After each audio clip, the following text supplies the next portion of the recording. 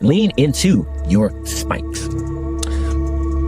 But why won't we? Why don't we? It's because we're afraid of not being accepted. We're afraid of being misunderstood. We're afraid of upsetting people. We're afraid of rocking the boat. We're afraid of getting fired. We're afraid that the board might kick us out of our company that we worked so hard to build. We're afraid that we might lose the people that got comfortable with ran out on the field. And if we really leaned into who we were and being authentically us, our whole world would turn upside down. And I speak very deeply about this because I understand. And I'm very thankful and grateful for an opportunity that I got where I found a boss that allowed me, even though he didn't understand it, he gave me the space to just lean into it. As long as I produce the results that he hired me to produce, right? And at the end of the day, that's all your boss really wants. Now, unless you got a controlling boss that's like, do it my way or else, okay. But again, if you are comfortable and that is authentically you, whereas like you don't want to have to think about it, you just want to be told what to do, then lean into that. That's okay. Lean into that. Now, if you're somebody else like me, that's like, all right, well, I gotta have some creative leverage here. I do some things on my own along the way and gotta have some bandwidth to think and create like an artist here. That's not the environment. Then you gotta have the courage to say, hey, this is what I need. Or have the courage to say, I need to go. This is The Leader You're Becoming, a show where we talk about leadership, stewardship, and building the type of business people actually want to work for. I'm Coach T. Let's get into it.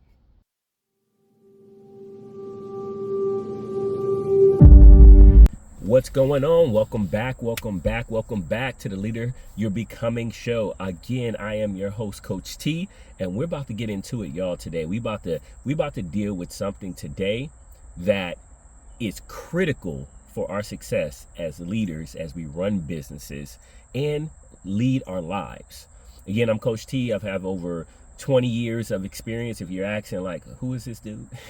20 years of leadership experience, leading others in small environments, mom and pop shops to big conglomerate, multi-billion-dollar corporate environments, managing, regions and hundreds of millions of dollars, et cetera, et cetera.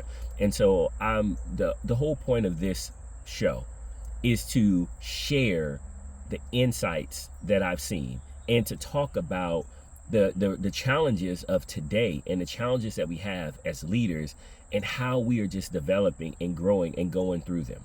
On this show, we get vulnerable. On this show, this is not a person that's sitting up here, that act like they know it all, still figuring it out, still learning, still growing each and every day. And so if you're that type of person that's still becoming who you are and understand that, hey, everything that we do each and every day, we're growing, this is the show for you. And so this is your first time, welcome in. If this is your next time, welcome back. All right, let's get to it, y'all. And so what today I really want to deal with is something that can easily be a trap. And it is the trap of trying to conform and be like everybody else.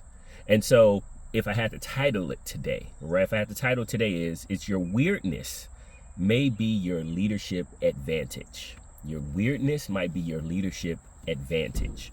And it's taken me really 20 years to really understand and appreciate my own uniqueness. It's one of those things where when you're moving up in the corporate environment, you see people that have had a lot of success and you see, maybe different shops are doing different things and they're having, a lot of the results and producing a lot of the results. And you look at the leader and you're like, well, I want to be like them. I want to have their result. And thus we run into sometimes the trap to say, well, if I want their result, then I must be like them. And that is two totally different things. Wanting someone's result, right? And not in a jealous way. I mean, not like, oh, jealous of their result, right? I want something and take it from them. But I want to produce that type of result does not mean I need to behave and act like them. Now, are there some things that people do that are good to model? Yes, that's okay. But even how we model it needs to be really wrapped around our uniqueness and our skill set.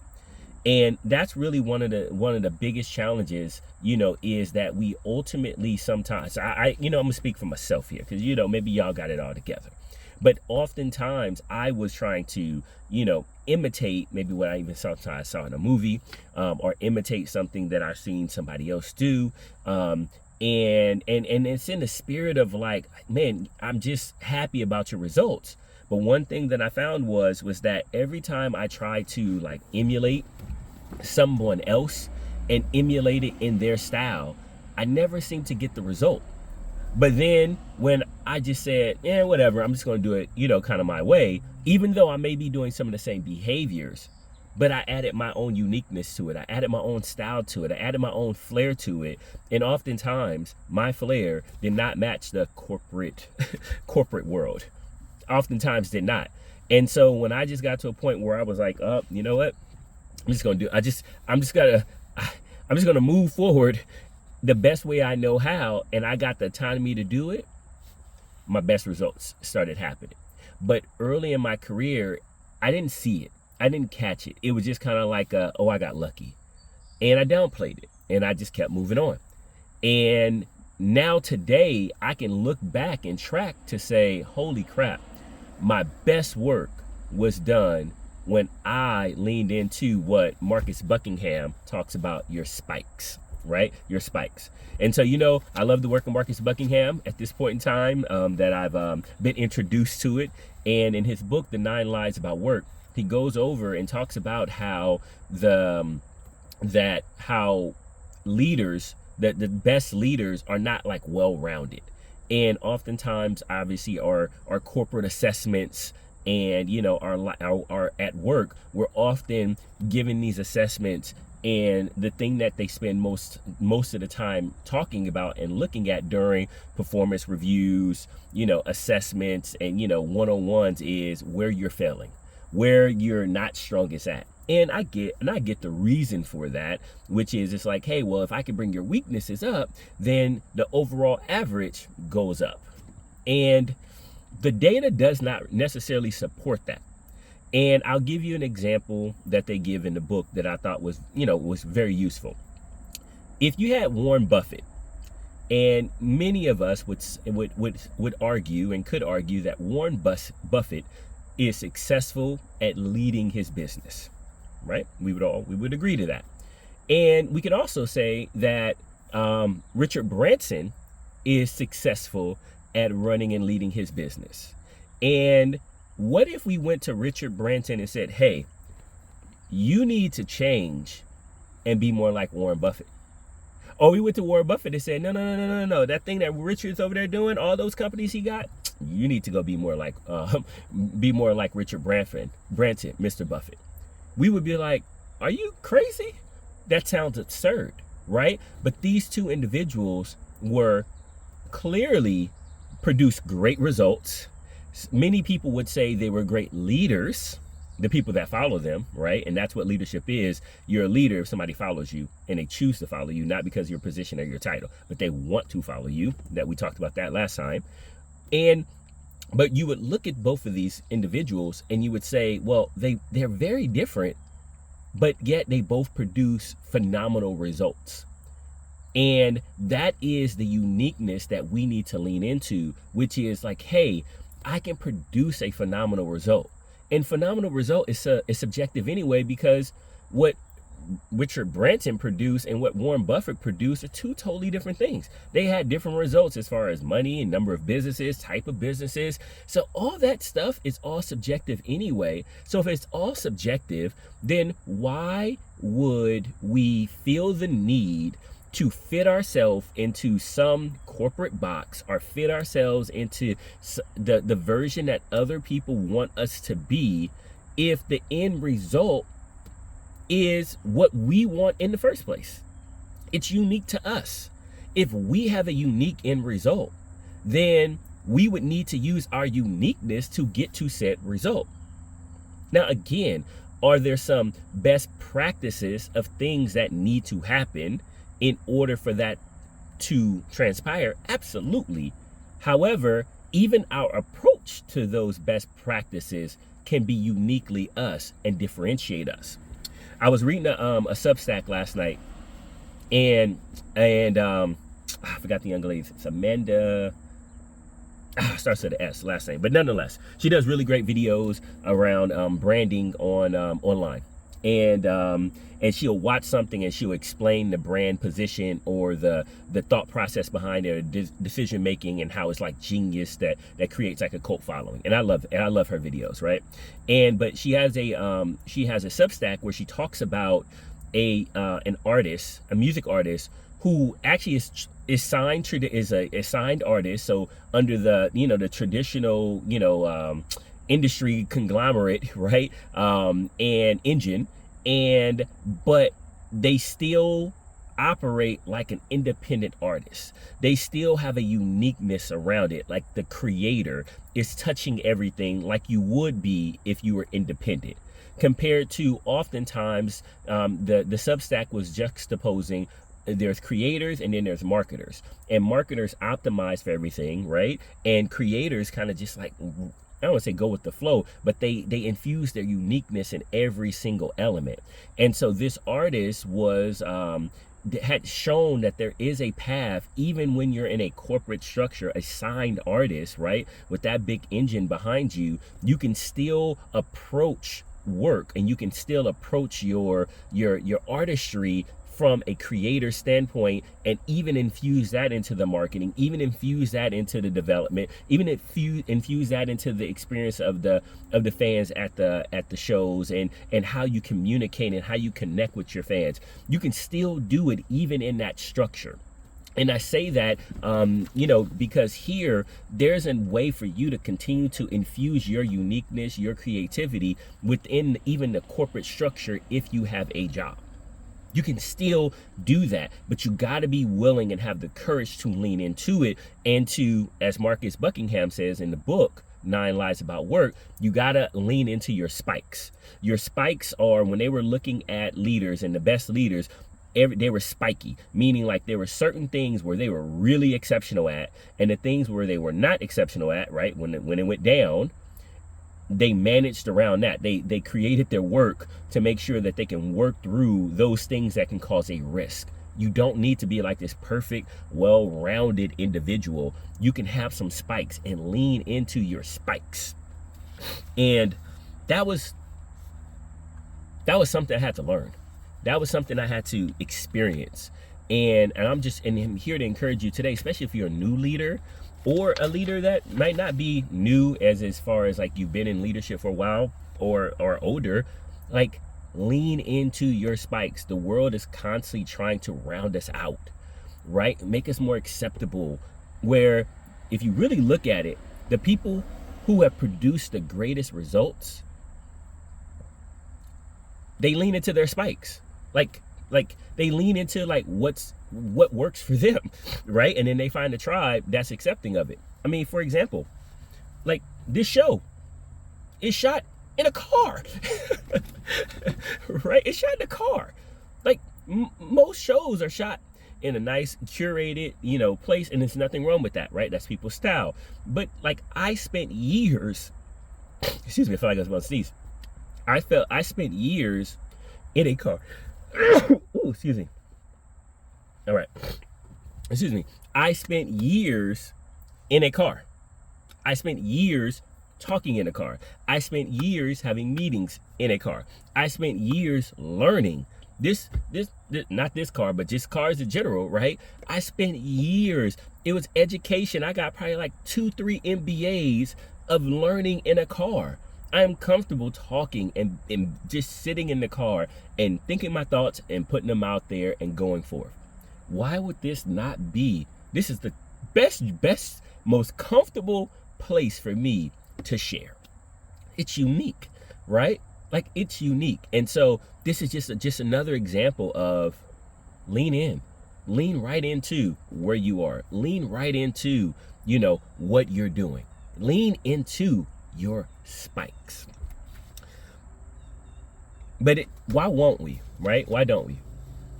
It's because we're afraid of not being accepted. We're afraid of being misunderstood. We're afraid of upsetting people. We're afraid of rocking the boat. We're afraid of getting fired. We're afraid that the board might kick us out of our company that we work so hard to build.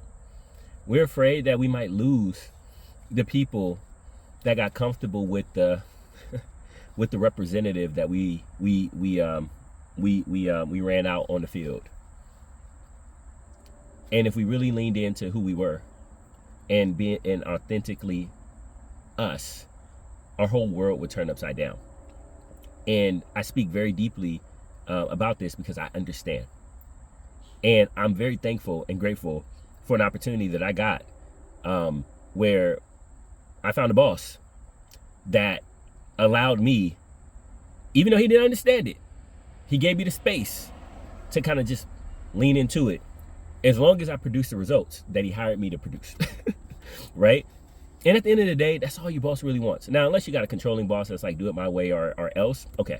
But again, if you are comfortable and that is authentically you, where it's like you don't want to have to think about it, you just want to be told what to do, then lean into that. That's okay. Lean into that. Now, if you're somebody else like me, that's like, all right, well, I gotta have some creative leverage here. I gotta kind of do some things on my own along the way, and gotta have some bandwidth to think and create like an artist here. If that's not the environment, then you gotta have the courage to say, hey, this is what I need, or have the courage to say, I need to go. And I know it's hard, and I know we got families, and and I know if we don't have a family, like who wants to like lose their job because they're like trying to lean into who they are. And my job now is to express, hey, lean into it. It feels better on the other side. It feels better on the other side when you take what's authentically yours, your spikes, and make sure you enhance your world around your spikes, your uniqueness, your greatness, the thing that you can lean into. There's even science right now that, in the book, it talks about even the research now that says the things that you're really strong at are actually the areas within your brain that have the best capacity to grow. So while you may get some growth on the areas that are weakest, they will never compare to the gains that you would get, the compounding gains that you would get on the things where you are already naturally strong. Naturally strong are built up over the years in strength. Like if I had $1 and I could put it in an investment vehicle that gave me 2x, or I can put it in an investment vehicle that gave me 20x, yeah, the 2x sounds great. Like, hey, I give you $1, you give me $1 back. That's really good investment, right? But what if I said, well, if you put it over here into another investment, it gives you 20 back. Which one you gonna do? You're gonna do the 20 if you're trying to maximize your investment. Well, guess what? That's what it's like leaning into your skills and then managing your weaknesses, right? So you don't want to be negligent. You want to manage those, but you want to lean and invest into the thing that can get you to 20x, right? And you got to have courage for that. I'm telling you, you have to have courage. One of the best things that I ever did was be 100% honest during the interview. Come on, she's keeping it real, right? I was interviewing, and I remember saying, you know what? I'm still figuring my life out, but this is how I look at leadership. This is how I look at business. This is how I look at it. And I remember just being like, you know what do I have to lose? Blah. And it's all the stuff we've been talking about on this show. And I said that in my nice little 2 minute or whatever time I expressed myself. And I remember I got no response, no facial response back. And I was like, well, I guess that's it here. I'm done. I'm cooked.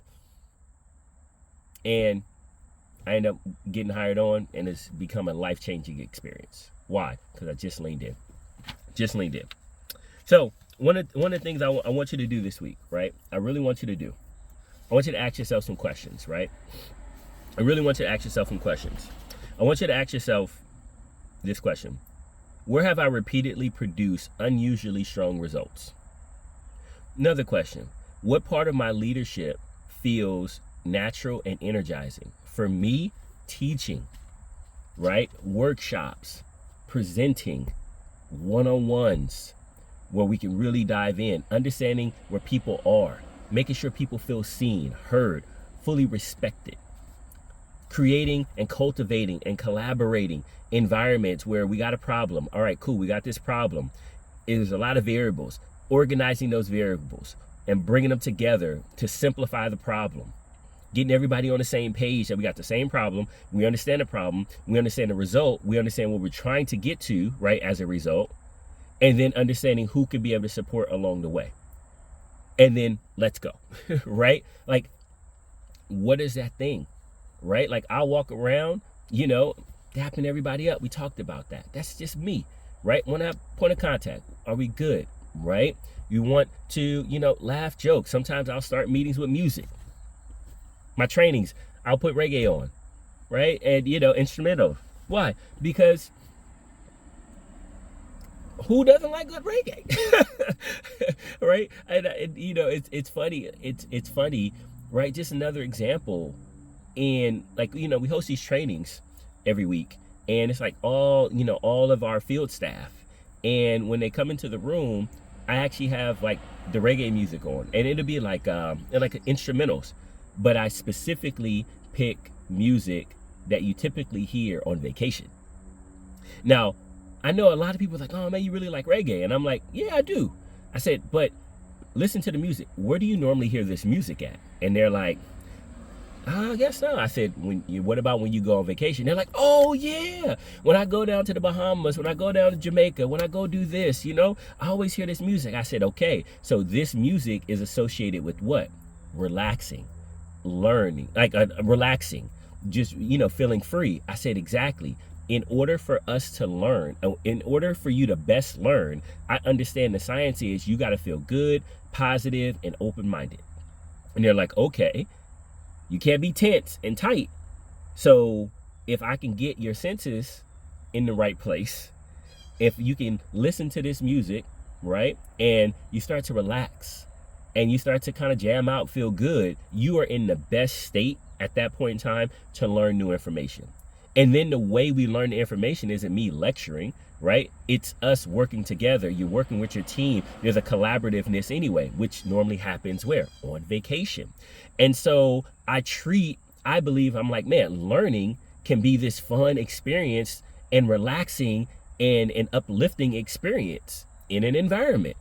And one of the best ways you can do that is curate the environment to allow for that. But that's my uniqueness, taking these little pieces of things, right? Some anecdotal data, some actual research data, and putting them together for a technical training or for a sales training or whatever it is. It's been a blast, right? We've gotten great feedback from it. But that's the uniqueness, right? Like, that's the uniqueness of like trying to put some things together, because that's just how my brain works. And so I share that as an example of like, lean in. You never know what you might get out of it. You never, ever know. And so I want to leave you with one last thought. And it's this, and I had it written, and I want to say it exactly. You may be messy. And I don't mean messy in the messy way of social media, right? If you're messy like that, stop it. Right? And all jokes aside, but honestly, you may be messy, you may be quirky, your approach might not fit perfectly inside the corporate box. Some people might not understand it, but this is the most critical line here. But the goal of your life is not to become the most acceptable version of somebody else. It's not. Your goal in life is not to become the most acceptable version of somebody else. Your responsibility is to become the most faithful, developed, and useful version of who God created you to be. Who God created you to be. If you do that, if you lean into that, your leadership, the leader you're becoming, will have the I don't want to say this, the space to grow and flourish the way that you would want it to. Your people will be happier. You want to know why your people will be happier? It's because the people that will then choose to follow you, because you've clearly expressed who you are, those people that choose to follow you will be happy too, because they are clear on who you are. I did an exercise with my company with my direct reports, which are all the department managers, right? Because I run the business, my department managers. And I asked them a simple question. In your experience working with me, what do you believe that I believe about work? And the answers that they came back brought so much joy to my soul. I got answers that I want to make sure I get it right. Some people, the very first person, I can't forget this one. They said, bring you the data. You're not listening to nothing without the data. That's true. That's unique about me. Show me the data, right? It's, you believe that people can express their life through work. Their life's work comes through their work. And it happens to be at a moment sometimes on their job. That I believe that people should have autonomy, right? And they should grow. And they should have autonomy to do their best work. And I'm like, and everything wrapped around these things. And I was so pleased because what they are experiencing is truly what I believe. And again, it took me 20 years. Doesn't have to take you that. But it took me 20 years to make sure I'm trying to live in a way and lead in a way that my beliefs as a leader, whether people like them, don't like them, regardless, right, or is truly experienced. My teams 10 years ago, 15 years ago, would have said, well, what the company said. Because that's how I just regurgitated what the company said. And I kind of held back on my stuff as much as I could. But now we're in a different place. And so I share this from my perspective, not to like talk about me in that sense, but to share a real example of somebody still figuring it out. Somebody still like working through it, and encourage you that you can too, and you can get some of the results that you want to have. Is it going to be perfect? No. Is it going to have ups and downs? Yeah. As you're figuring it out, or some people are going to be like, oh no, I do not like this. I'm off this ship. Absolutely. And that's okay. Last show we talked about Obama and Trump. They both got followers, and they both couldn't be more different. And I'm not just talking about one's a white man, one's a black man, okay? They couldn't be more different in their politics. They couldn't be more different in their approach, their style, their communication. But guess what? Both of them authentically leaned into what they felt comfortable with and what they wanted to present and what they wanted to do, and they stuck with it. And thus, the people that wanted to follow them followed them. I encourage you again to do the same. All right, that's what we got today. If you've come this far, thank you. As I say every time, right? Or at least try to remember to say every time. You gave your most important gift. Not your money, not your gold, but your time. You cannot get time back.